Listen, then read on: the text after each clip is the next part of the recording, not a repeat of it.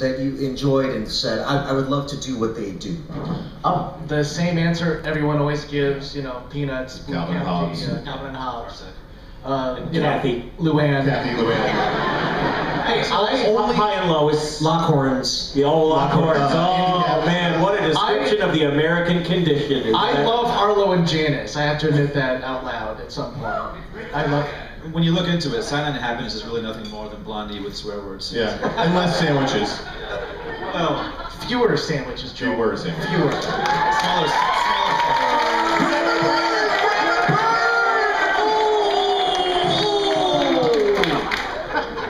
Yeah, when I was in 3rd grade, my mom would bring home. Did you say 30 grade? When I was in 3rd grade. Okay. My mom would give me. Go back a while. She would take legal paper and fold it over and staple it, and I would just draw comic books for fun and give them to my friends. Were these also Yeah, you never learned how to draw. That's interesting. Yeah. Okay. Seems like you've had time to practice. So I was giving away comics for free from a young age, so I guess I was primed for webcomics. But he was cutting out coupons from the magazine and gluing them to the... There's ads! Nabisco might pay me someday for these. Just cut out a little picture of a bra. Yeah.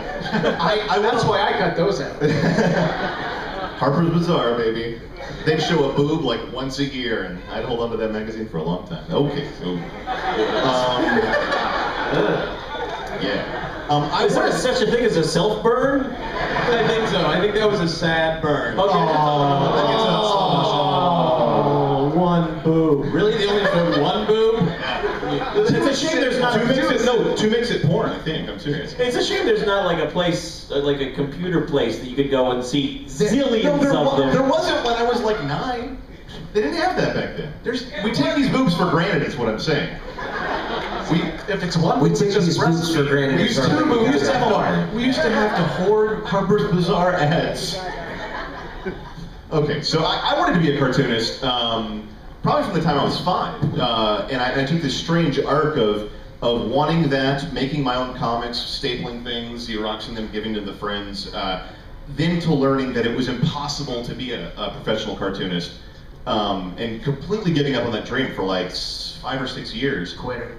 Yeah, no. Well, it was. I read an article from the National Cartoonist Society, which is, it would be like if. Are that the ones like Draw Tippy the Turtle and you can earn money? Yeah, kind of. Sort of. Once again, we've described the internet. Yeah. Did you know if you take one of those drawing tests, like Draw Tippy the Turtle and then draw a dinosaur or whatever, and you just draw dicks all over it, they don't respond. I think you go into a database somewhere. Certainly a watch list, yes. Yeah. So I read this article from the National Cartoonist Society, and which is literally like 8 dudes, and Jim Davis is one of them, And so it's like there's prestige, but they have long since gone the way of the drawing dinosaur. And they had an article. It was like, we get 10,000 submissions to newspaper syndicates a year, and of those we wait for someone to die, and then we add one. Basically, there's no space left. There's been no space for a very long time. And because of that, I was like, oh, well, this is impossible. I should focus my efforts elsewhere. I decided to become a rock star. And of those 2 careers, I somehow ended up with the less likely one. The more impossible of the 2. Yeah, like I said, I've been drawing comics like in the margins of my homework, like since I was in like 3rd grade. 2 plus 2 equals a penis. And I learned how to draw from the How to Draw Garfield vein, like where it would be like draw a circle and then finish drawing Garfield. Is that why all your characters look like Garfield? Yeah, pretty much. First draw a circle, then draw the rest Except of the circle. I stopped at the circle, that's why I stayed with stick figures. Odie was a rectangle for a long time. So, Paul and I were talking about this topic backstage. As internet musicians, we found that people sharing our music is a benefit. We're not in the Lars school of we want a dime for every time our song is heard. In general, is it the same for you guys? Do you get frustrated sometimes if something is posted on, say, Reddit, and you are not credited? End of question. Or have you taken steps at this? I know at least I see Silent Happiness a great deal on Reddit. I don't know how long ago you took the step to just go ahead and watermark all of your work. Actually, that's kind of how we became big. We had like few dozen readers, and then one day we decided people were like taking our comics and rehosting them on MySpace. So we thought like, why not? Heyo! You guys remember MySpace? Explain what MySpace is for some of the audience. It's kind of like GeoCities, but It's like steampunk for the internet. It's harkens back to a day long past. Facebook with more animated GIFs and music. And, Sparkly stuff. Lots of sparkles. and yeah, there was kind of a regime, kind of a shift across the internet from people thinking that we have to hoard our content and we don't want it to be leached by anybody else because that kills our bandwidth.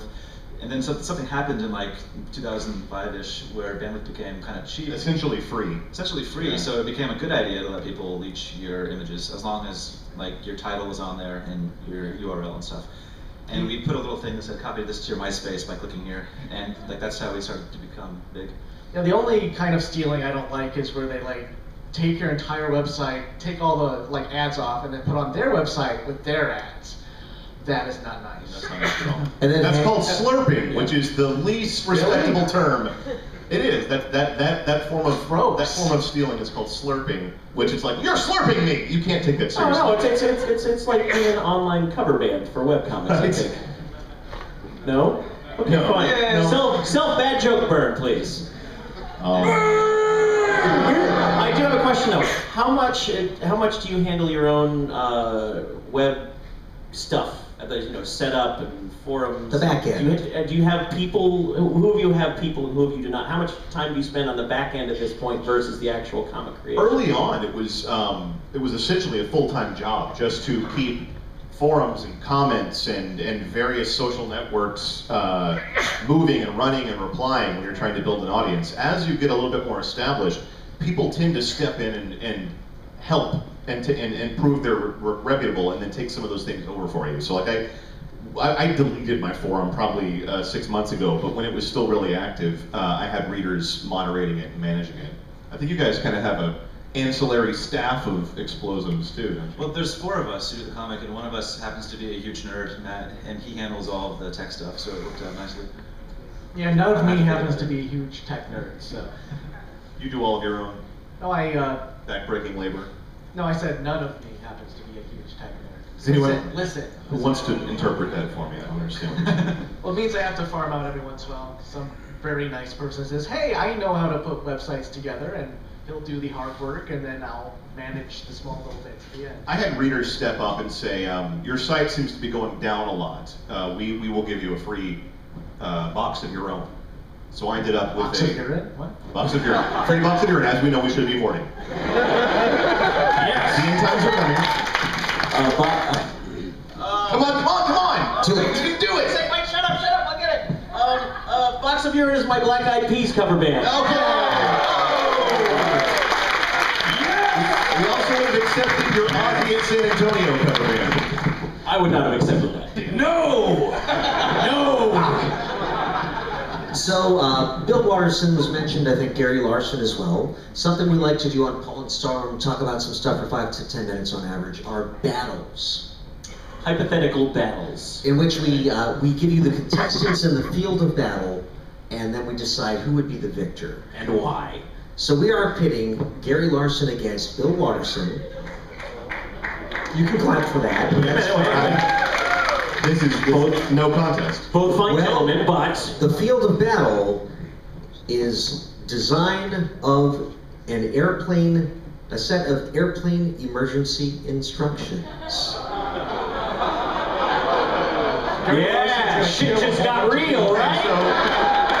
So like the door to get to the black box, it says Correct. pull, and then someone's just No, pushing. like the stuff in the front seat in front of you, like how to put on your life vest and how to get out of the Where plane. they slide Okay, in. the safety card. Safety card. The safety The safety instructions, like he said. Okay, so the emergency door says push, and someone's just pulling on it furiously. That's the Larson version. Well, first, Bill Watterson will never leave his Ohio home for That's like true. 20 years. He's never seen an airplane, so advantage Larson. I'm not entirely convinced that Bill Watterson exists. I think he's just like Sort of Kaufman-esque joke that's been played on the world. Yeah. His would end with everyone being eaten by dinosaurs. So Which do you feel would be more effective? Like who would succeed with the mission of a safety? Who would get more people off the plane alive? Or at least make them feel better. Okay, you would probably laugh more easily because Watterson's pieces took a little time to think about sometimes. Larson, it was just like, look at that dumb guy doing a dumb thing. Oh, I'm dead. So for a slow crash, you would go with Watterson. Yes. When you've got contemplative thinking time to get the surface joke, and then the onion layers start to peel, get those jokes as well. But you don't and also to enjoy the art. There might be a nice watercolor panel. But how much time would you have when there's Tyrannosaurus and F-16s bearing down on the plane? That's true. That's true. That's something to think about. With Larson's, you would just get a quick laugh, and then your knees would go through the back of your head, and you'd probably die with a smile on your knees. So like his instruction might be kind of like cow tools. You have no idea what's going on. You're like, what? His instructions are literally, it's a cactus and two cows talking about, well, these guys are fucked. All right. Yes! Yeah! Yes! I think Cows! I'd go with Larson. My vote goes to Larson. Okay, one vote for Larson. Larson. Larson? Larson. Clean sweep! Gary Larson.